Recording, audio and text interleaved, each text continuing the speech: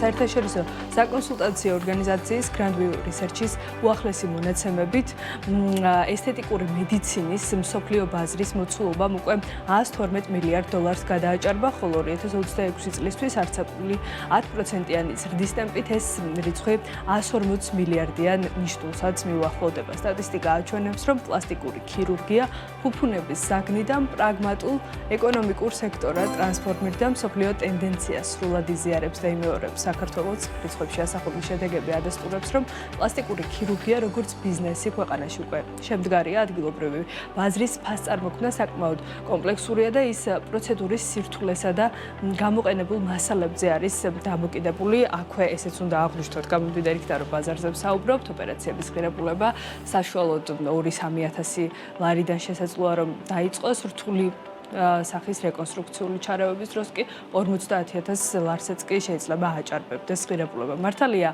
ლოკალური მომხმარებლებისთვის ეს სეგმენტი დაბალ ბიუჯეტურად არ ითვლება, თუმცა გლობალურ ჭრილში სწორედ ფასი ქმნის საქართველოს მთავარ კონკურენტულ უპირატესობას ევროპასა და ამერიკის შეერთებულ შტატებთან შედარებით. საქართველოში მაღალი ხარისხის სერვისის მიღება, როგორც თავად დარგის სპეციალისტები განმარტავენ, 4-ჯერ ან 5-ჯერ ნაკლებ ფასად არის შესაძლებელი. სწორედ საფასო სხვაობა აჩენს სამედიცინო ტურიზმის განვითარების უზარმაზარ პერსპექტივას, თუმცა როგორც სფეროს წარმომადგენლები აღნიშნავენ, ეს პოტენციალი ქვეყანაში ჯერ კიდევ აუთვისებელია მათივე მოსაზრებით უცხოელი პაციენტების მზარდი ნაკადის მიუხედავად დარგის გლობალურ მოთამაშედ ჩამოყალიბებას კერძო სექტორს, რის ტურისტული კომპანიების ასევე და სახელმწიფოს შორის გაცილებით მჭიდრო კოორდინაცია სჭირდება. ექსპერტების შეფასებით, თუ მომხმარებელთა ზრდის ტემპი შენარჩუნდება, მომდევნო წლებში საქართველოს აქვს რეალური შანსი პლასტიკური ქირურგიის მსოფლიო რუკაზე ანგარიშ გასაწევ ძალად პოზიციონირდეს. როგორ უნდა ვაქციოთ ეს პოტენციალი სისტემურ ეკონომიკურ შედეგად და რა გამოწვევების წინაშე დგას დღეს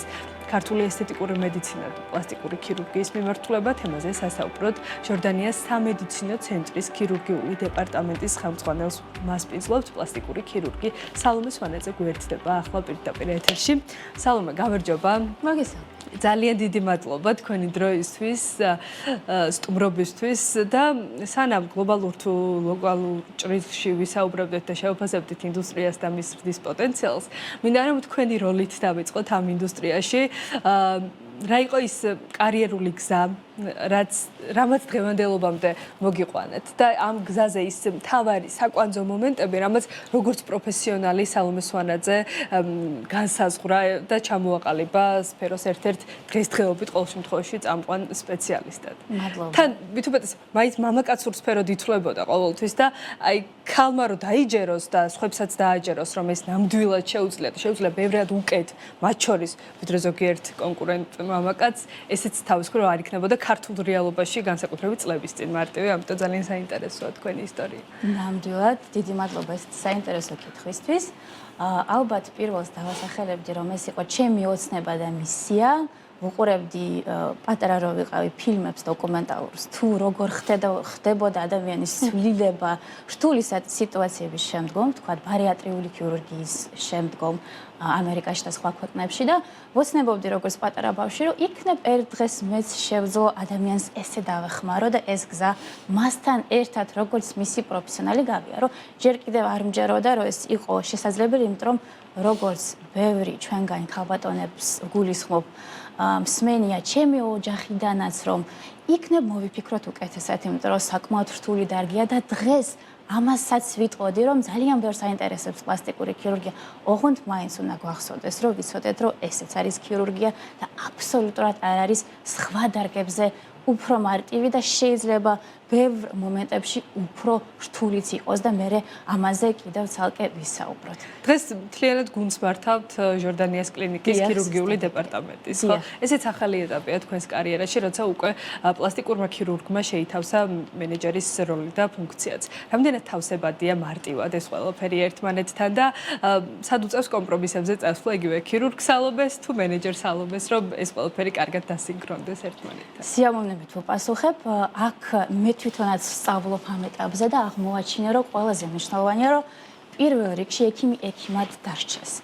დიდი განათლება მივიღე და დიდი გამოცდილება მაქვს უკვე კლინიკების ხელმძღვანელობის, მქონდა მსგავსი გამოცდილება სხვა ქვეყნებშიც და მივხვდი, რომ საჭირო არის სხვა პროფესიონალების დამატება, მათი გამოცდილების გამოყენება, რომ გუნდმა სრულფასოვნად იმუშაოს, იმიტომ რომ ჩვენი საქმიანობა როგორც ექიმების არის პირველ რიგში ჩვენი პაციენტი.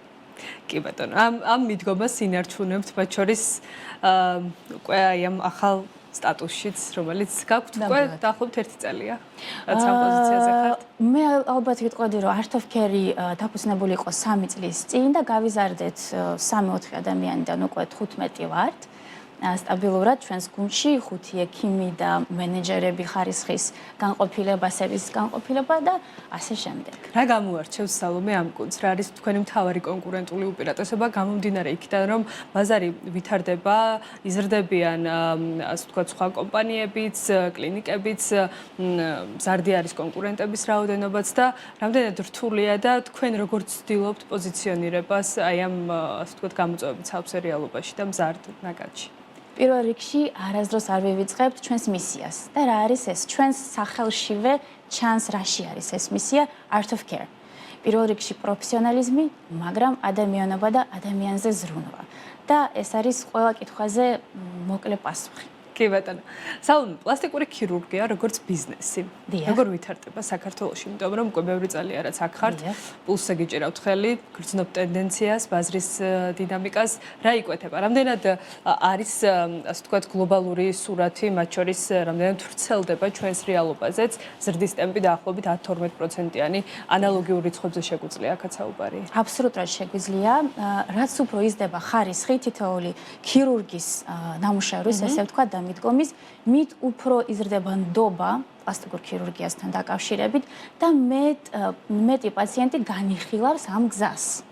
შესაბამისად, ამ ზრდასაც ვხედავთ და კიდევ რა იცვლება და რა ძალიან მომწონს, როგორც უკვე ჩემო კოლეგებმა ისაუბრეს, რომ ბუნებრიობისკენ სწრაფვა და ამის თვის თანამედროვე ტექნოლოგიების გამოყენება და ამაყივა, რომ საქართველოში აბსოლუტურად ყველა მიდგომა, ტექნოლოგია, აპარატურა, ყველაფერი გვაქვს წარმოდგენილი და წარმატებით ვიყენებთ ამას.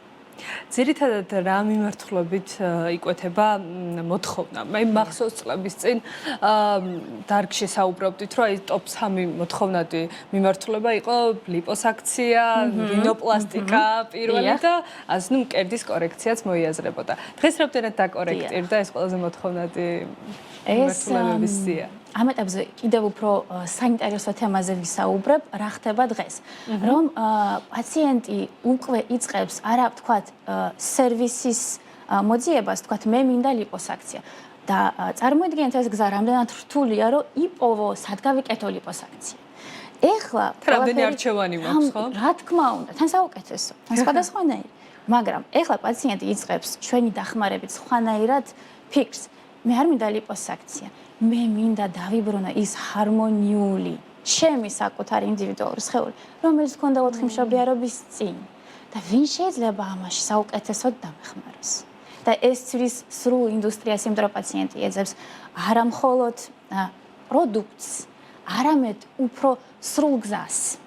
და ეს არის უკვე აბსოლუტურად რადიკალურად განსხვავებული მიდგომა და მულტიდისციპლინარული ქირურგია და არა მხოლოდ გარკვეულწილად ფსიქოლოგიური ასპექტების ჩართვაც გიწევთ, რომ ასე ვთქვათ ეს სრული სპექტრი მიაწოდოთ და შესთავაზოთ და ეს აღარ არის ხო მხოლოდ დანაზე აღარ გადის ეს ყველაფერი. რა თქმა უნდა, იმიტომ რომ აქვე ვახსენებ, რომ ყველა ჩვენს თანამშრომელს აქვს ფსიქოლოგიაში სპეციფიური გადამზადება და მთელი გუნდი ყოველდღე უზრუნველყოფს ეგრეთ წოდებულ სერვისის სტანდარტებზე. როგორ უნდა ვესაუბროთ პაციენტს, როგორ უნდა მოვისწროთ სხვადასხვა სიტუაციებში და სხვადასხვა ემოციურ გამოხატულებაში, იმიტომ რომ ჩვენ როგორც უკვე ვახსენეთ, ცოცხალ ადამიანთან გვაქვს საქმე, რომელსაც არა მხოლოდ ანამნეზია, არამედ კიდევაც თავისი ისტორია და ამაში ჭირდება პროფესიონალების მუდმივი დახმარება და გვერდით ყოფნა.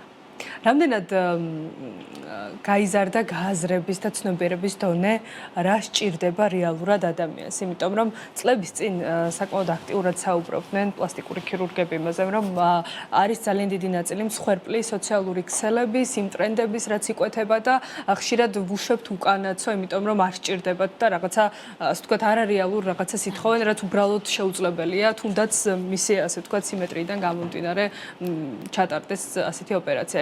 დღეს რამდენად მოიმატა, ასე ვთქვათ, გააზრებულმა ცოდნამ და ცნობიერებამ რა სჭირდებათ რეალურად?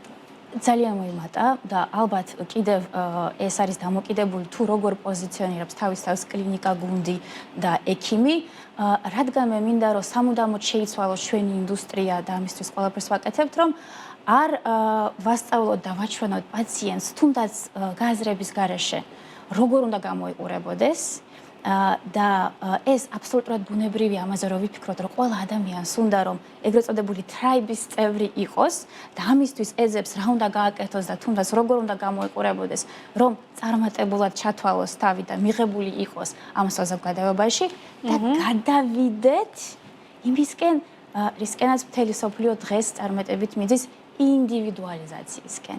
მე როგორ მინდა გამოვიყურებოდე, ვინ ვარ საკუთარი მე.